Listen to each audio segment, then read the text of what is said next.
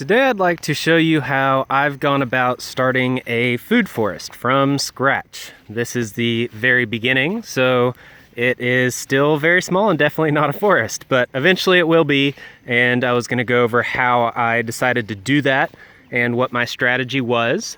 So you see that this is all just a field here. If you look up beyond that fence, that's where my orchard is. If you've seen that in other videos, I've got peach trees and apple trees and all kinds of different trees all up through there. And they're fairly young too, so they're fairly small, but that whole area is the orchard area. Then this area was originally the area just for the pigs.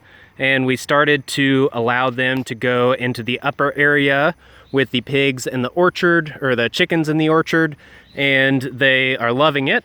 And they're not down here very much, so I felt free to go ahead and start my more idealistic plans of doing a strip of food forest right through here.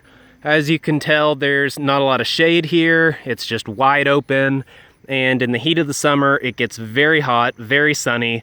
It's full sun pretty much all day, and so I wanted to, number one, allow some shade for the animals, but also I wanted to provide some food as well, and so this should do both. Now you can see the little flags that are scattered around, and then there's some tape, some caution tape around some of these, and some don't have anything, but I'll try to point them out as I go. And so to give you an idea of how the sun tracks, the sun in general starts right around here in the morning, and it goes all the way up and over and then sets somewhere. I guess it's setting right over there.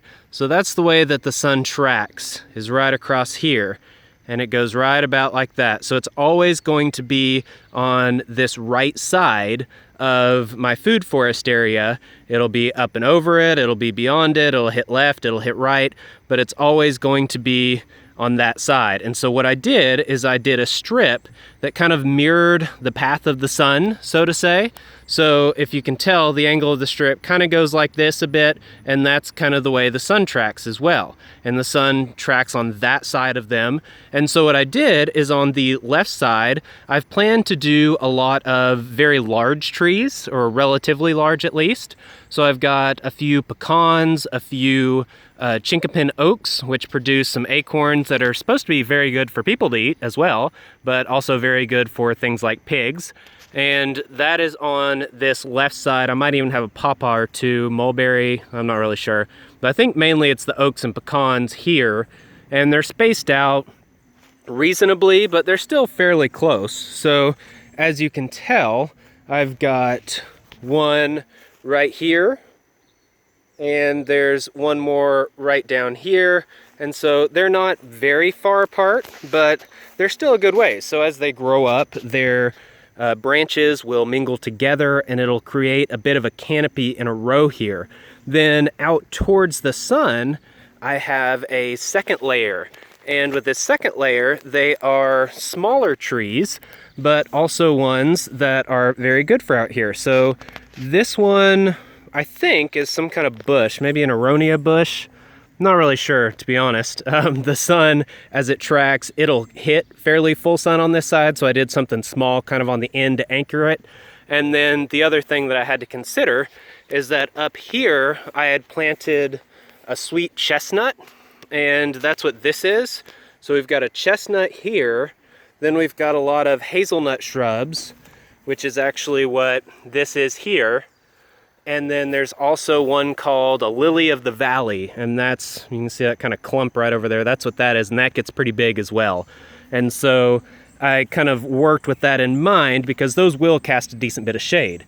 Also, if you notice, all of this here is wild blackberries, and so I'm gonna let that go. I mowed this area for the first time, I guess about a week ago. It was about like that patch is. That patch I did not mow, and the entire field looked like that. So I don't really maintain this all that much. Really, I don't feel like there's much of a need to. Let it go and flower and help out the pollinators, that kind of stuff. But with that, coming on down here, there's another patch I didn't mow for a similar reason. This was because there's some kind of squash or zucchini or something. I'm not really sure what it is, but if you can tell, there's flowers, flowers, flowers, a lot of flowers down here. All of these big leaves are some sort of vegetable like that. And so I'm gonna let them go and produce some vegetables, and the animals can eat them and they'll love them. So I didn't mess with this. You can tell there's a little bush here. That's an aronia bush, little yummy berries. This one is a highbush cranberry. And so you can see that growing. Hopefully it doesn't get choked out. I might have to cut back that vine. Oh, here we can see maybe what this is. I can't really tell. Maybe zucchini. Looks kind of like zucchini. We'll find out. Looks like we'll find out fairly soon, so that's kind of cool. But going back to where we started, we've got the row of tall trees there, and then staggered out a little closer, we've got things that are a little taller. So I've got here, I believe that's a serviceberry, which is a fairly small tree, but still a tree.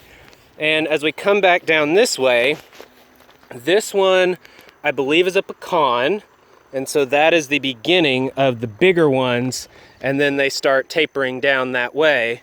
And so over on this side, staggered in front of them, are the rest. So here is a mulberry, and as we go down, that's pretty much what I did here. It's mostly mulberries. Oh, and here's another volunteer veggie of some kind.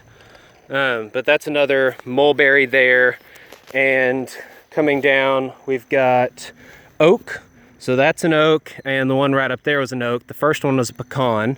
So I got a pecan, then 2 oaks, 3 oaks at least. There's another mulberry. So it looks like a row of mostly just mulberries, and a row of mostly oaks on this side. Yes, looks like that's an oak as well. And that might be the last one. I'm not really sure. Doesn't look like I have another. It's always possible that I mowed over it on accident. Not really sure. Coming up in this second row, we had all those mulberries that came down here. This one is a pawpaw, so they're not all mulberries at least. And then coming over here, we're at the end of them, and this looks like a highbush cranberry. And so I believe that's kind of the end of my row. This is a bush. As you can tell, the sun, it's evening time now, and the sun's setting right up here. And so as the sun tracks, even though there's gonna be tall trees over here, it still should shine good bit of light most of the day right here on this guy here. So he should be in a good spot. Then coming up a little further, I've got another bush here that looks like an aronia as well, which is a really good berry to have around. Highbush cranberry. This one would be serviceberry or nanny berry, one of the two. They're similar. And so what I've got on this final row, the third row, are some small trees, kind of a little further back and staggered in a little bit, and the bushes. So again, I've got the aronia, the highbush cranberry, another highbush cranberry, and then kind of in between these bushes, I've got like this. Again, it's either a serviceberry or nanny berry. I think that's a nanny berry. Not positive on that though, we will find out. And then another highbush cranberry. So again, as this one gets bigger, this will get maybe 20 feet tall or so. It'll be a small tree. And so even though it's close to the highbush cranberry over here and a highbush cranberry over here, they might get 10 feet tall or something as they mature. But the sun, the way it tracks, this side should get full sun definitely the whole first part of the day. First part of the morning as the sun's over on this side. And then even as it goes further, it'll kind of shine down and under the canopy since it's basically at an even level, at least parallel to how the sun tracks. And so the sun is not going to be shading, or well, this plant here, this tree, is not going to be shading out the sun from the highbush cranberry very much. And so it should still get a decent bit of sun, but they also can do fairly well in shade. And so I felt very comfortable planting those close by. And again, that's kind of the strategy here. This one will get a lot of sun most of the day, even though it's pretty close. And these branches will be over the highbush cranberry when they're both mature, but since the sun is coming in from this side, it's still going to get a good bit of sun. And so same with this guy here. That's kind of the strategy there. And as I go up, This one I believe is a serviceberry. I think those were nanny berries. This one would be a hazelnut. So that's another shrub that's smaller, or you can technically it could be a small shrub or, a small tree or a large shrub, depending on how you do it. And then this guy, really not sure, I think serviceberry, but I'm not positive. Another one of those small trees, and then another hazelnut, and so that's a smaller shrub. And as you can tell, there is the mulberry, and this is that second row that I showed earlier. And so this is going to be a big tree if I just let it go, if I don't prune it at all. And so again, the branches are going to come over close to that hazelnut and the serviceberry. But again, the sun is tracking from that direction, shining in. And so it should be fairly strategically placed in a way that works for everything. Here's another serviceberry, I believe, with some highbush cranberries out in front of it, hazelnut to the side, another serviceberry, and another serviceberry. And then there's that aronia bush I pointed out at the beginning, right up there. And out here, I've got a few more too. There's the aronia and another highbush cranberry that's around these vegetable vines. And so that should give you an idea of kind of my thought and my strategy is looking at the backside where it's furthest away from the way the sun tracks. I do the bigger trees. And so there's a whole row that'll provide a big canopy layer there. And then as we get closer and kind of run in parallel with how the sun tracks, we do a next row closer. As the sun's shining down in, it can get under that canopy layer still and do these smaller trees that are still decent size, but definitely smaller, especially compared to like an oak or a pecan. And then staggered out from that, you've got your even smaller trees paired in with your bushes kind of staggered around and in front of them.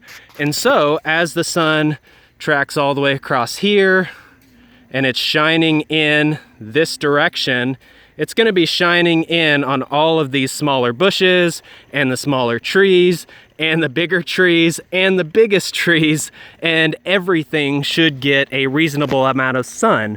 The other thing that I did here is all of these, for the most part, are native type plants for my area.